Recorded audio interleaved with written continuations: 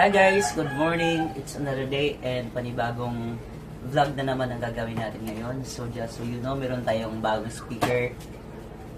Consider natin siya na one of those budget speaker in online market.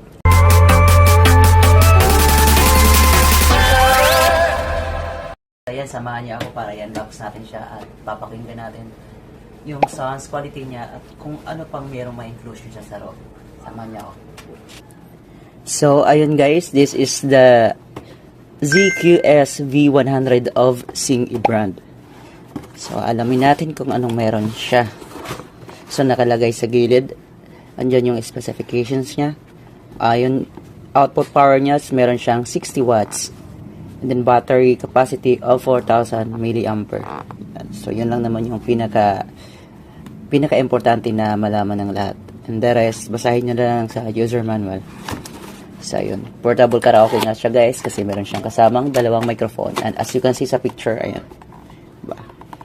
Ayan.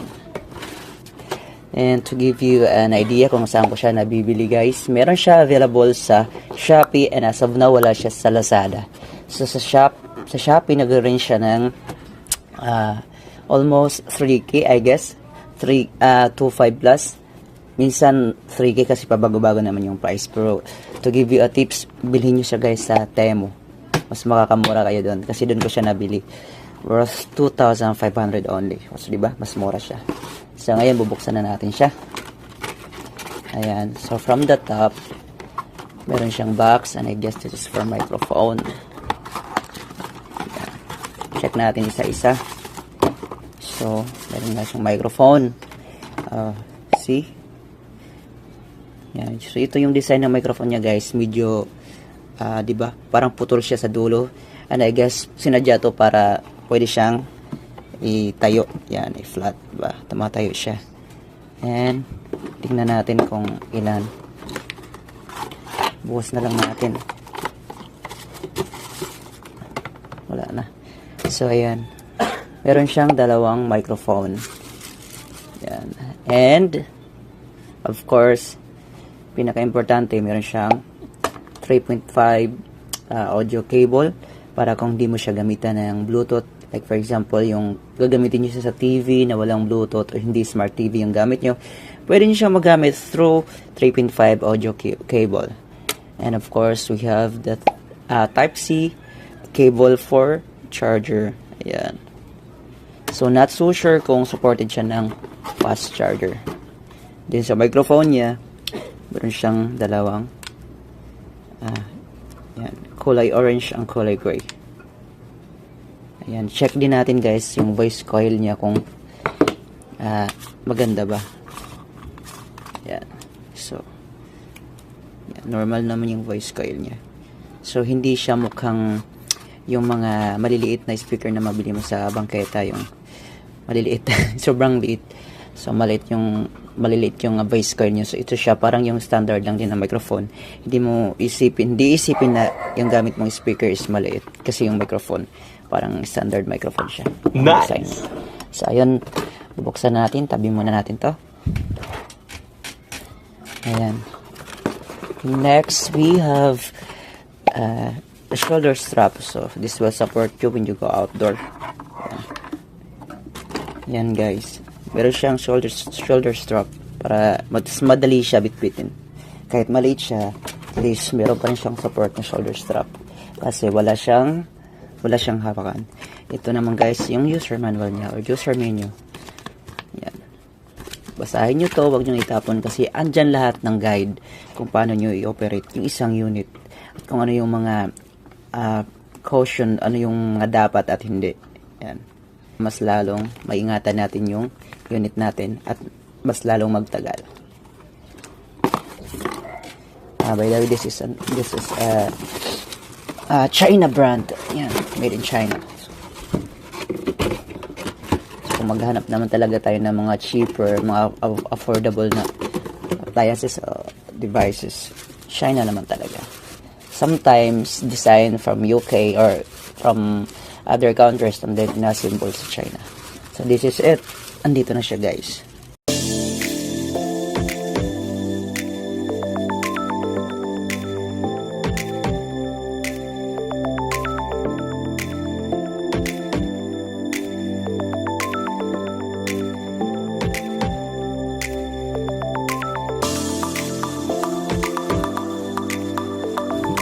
Yan, don't be deceived guys kasi based sa ads, based sa mga nakapost sa online market, parang ang laki niya. And then, they used to make a picture like this.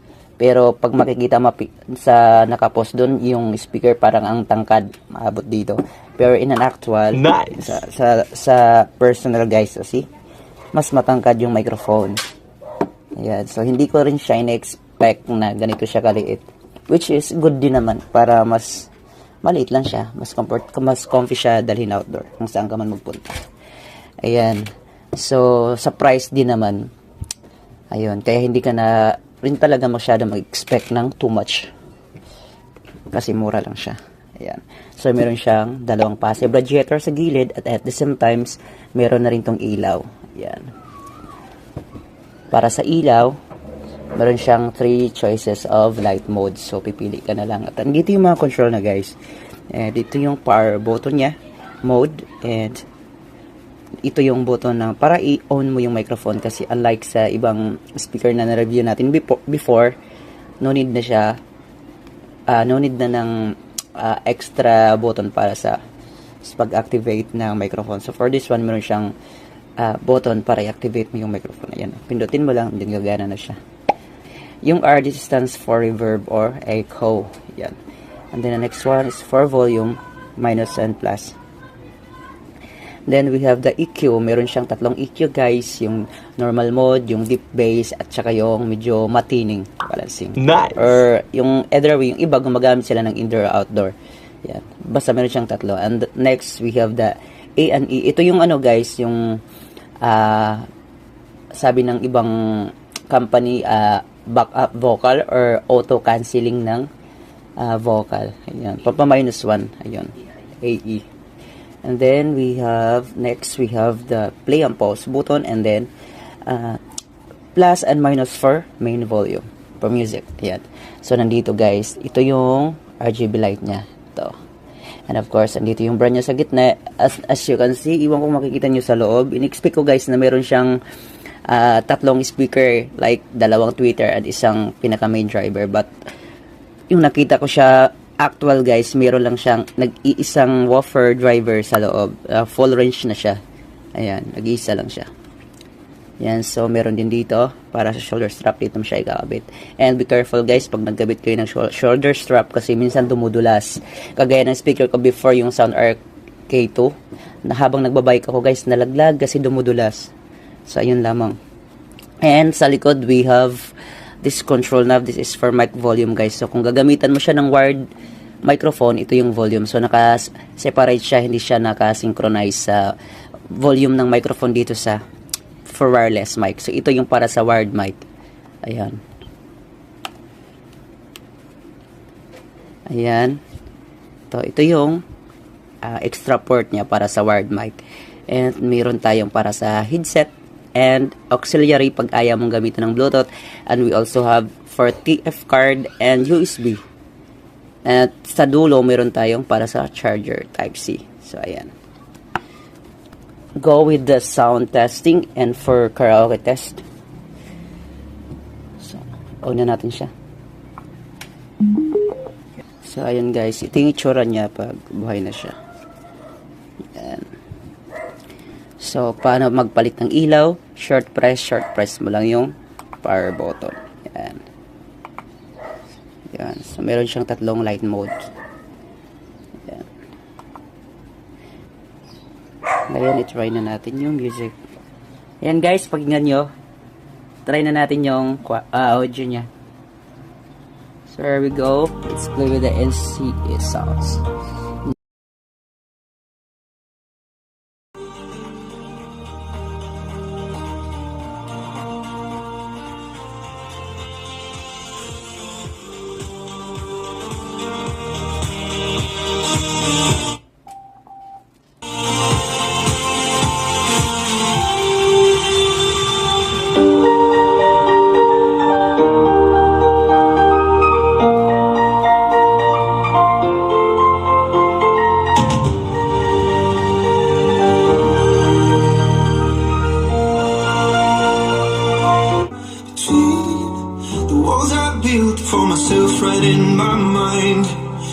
you came over and you showed me love that I never had seen before. Now, when I got you, it's all gonna be alright. Thinking about all the things we did tonight, what a time to be alive. Just you and I, just you and I. Only you, flying around.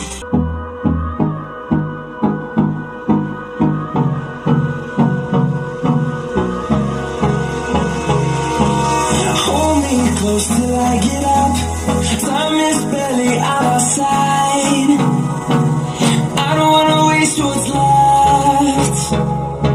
The storms we chase are leading us, and love is all we'll ever trust. Yeah, no, I don't wanna waste what's left. And on we'll go, through the wastelands, through the highways, till my shadow turns to sun rays. And on we'll go, through the wastelands, through the highways. And on we'll go.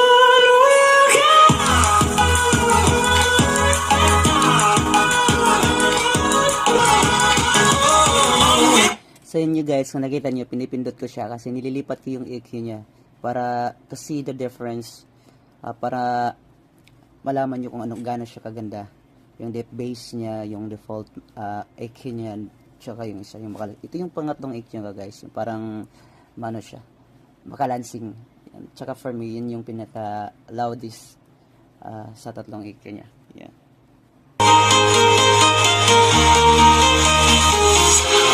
Walking alone, the streets are empty. The only thing I can see is my own silhouette.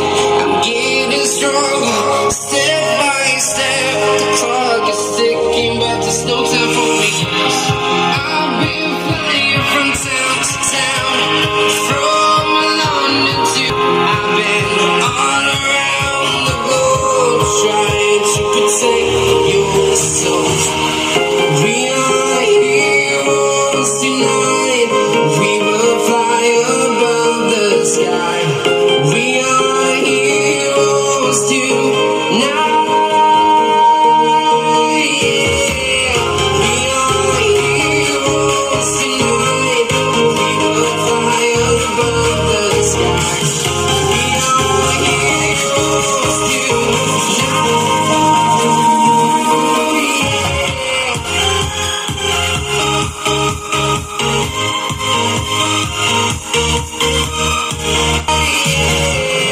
Feel like a dynamite, ready to explore right up in the sky. I need you to. At ngayon guys, itry naman natin yung quality ng microphone niya. So, mag-sample tayo ng karaoke song. Patayin muna natin yung isa, baka mag-feedback. Sobrang lapit. Ayun. So, gamitin natin yung orange mic. So, as I said earlier, meron siyang pang-activate ng microphone dito sa main unit. Ayan.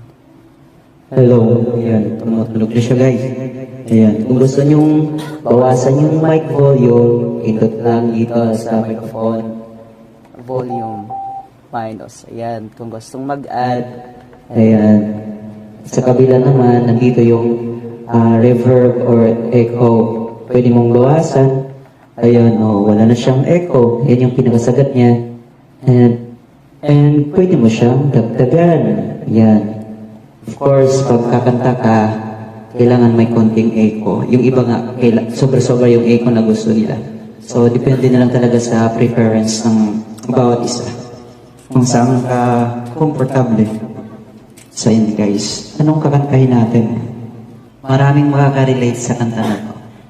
Ayan. So, pasensya na kayo guys kung hindi natin siya maki-play ng dire-diretso kasi bawal. Baka makapiright tayo. So, tsagaan nyo na lang.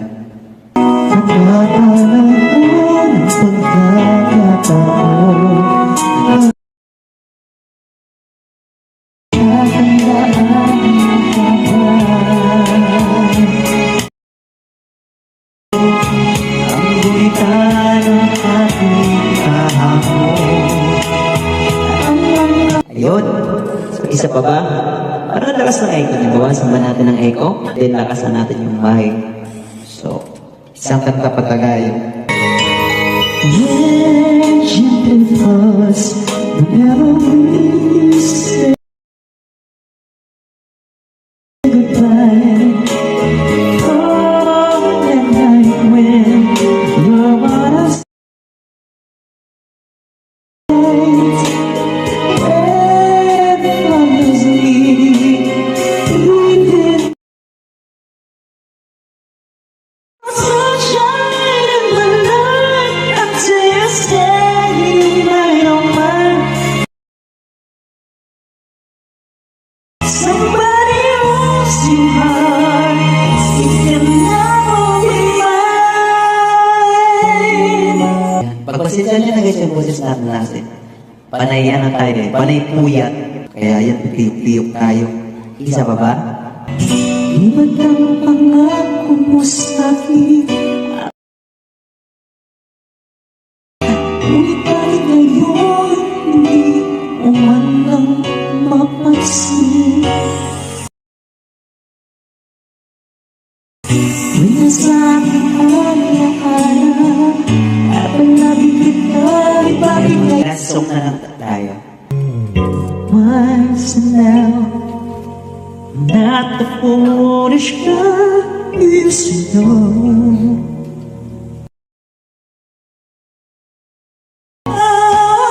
And I'm not afraid to try. Alright guys, that was all for audio and karaoke testing. For my final verdict, worth it naman siya sa price niya. Ayan, pwede na siya sa top 5 na ginastos ko, panalong-panalo siya guys.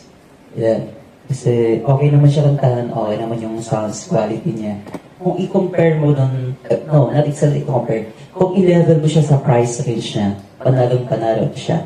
And then, bibigyan ko na lang kayo siguro ng comparison between this one and for my last uploaded video, which is yung kasing liit lang din niya, budget speaker din yung M6SK, right? Ayun, so comparing these two unit guys, para sa akin, mas okay yung si M6S. Kasi sa design nila guys, si M6S ported siya eh.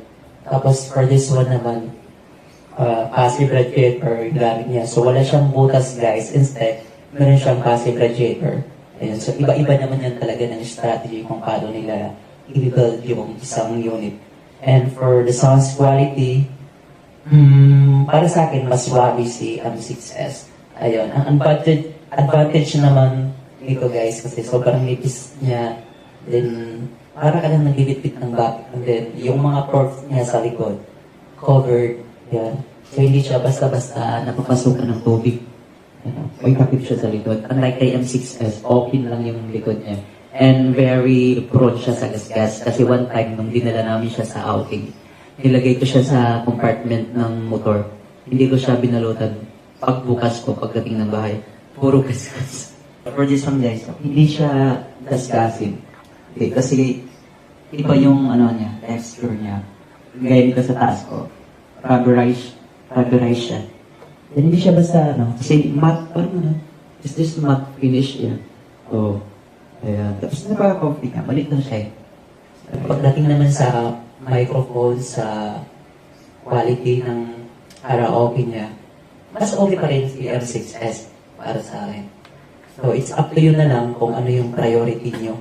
Yung audio quality, yung design ba niya. Kasi sa price, magka-level lang naman sila. Ayun. So, ayun guys, pinapahirapan ko lang kayo mag-design. Kasi last time, meron kasi na-suggest sa akin, what if mag-content naman daw tayo ng budget speaker? Kasi most of the time, palagi nating nire-review mga high-end, mga mamahalin. So, this time, ito na yung nire-request nyo. So, mayroon na tayong mga few of budget speaker na ating ginawa ng review. So, ayun lamang guys, maraming salamat sa panonood. Sana may napupulot na mo kahit na idea. So, kung meron man kayo dagdag na katanungan, lagay nyo na lang sa comment section below guys. At sasagutin natin yan sa abot ng ating mga kaya. So, ayun lamang po, maraming salamat sa patuloy na pagkakilig at panonood ng ating mga videos. Ayun guys. So hangad lamang po namin na makapag-share ng idea at the same time, makatulong sa lahat, kagaya namin, yung makaka-relate din sa mga healing. Yan. Kasi pare-parehas tayo ng healing.